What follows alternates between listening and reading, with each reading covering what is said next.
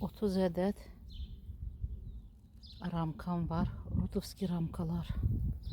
Bunları indi qaynadacağım.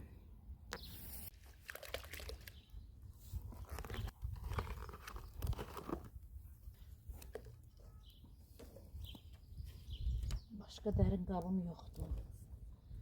Bu su yaxşı olardı.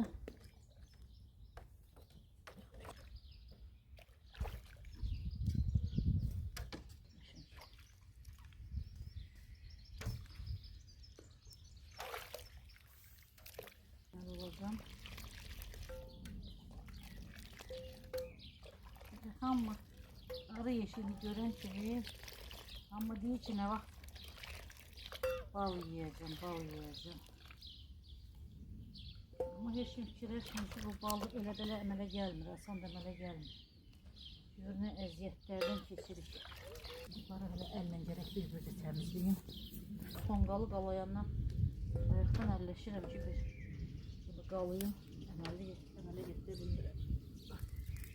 Gözü çıxır üstüdə.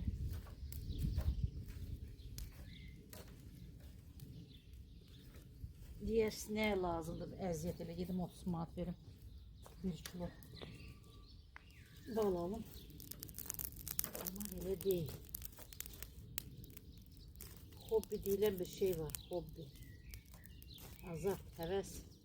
Yani mən də bunu bacarıram, mən də bunu eləyəcəm.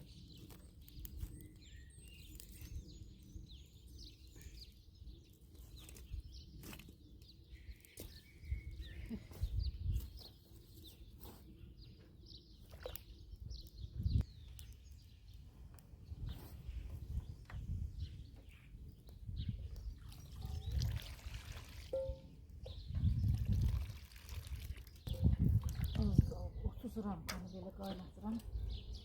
Yəni 5-6 dənə qalıb. Sonra bunları təmizləyəcəm. Yəqin ki şkurkamla. Şkurkamla zaten təmizləyərəm.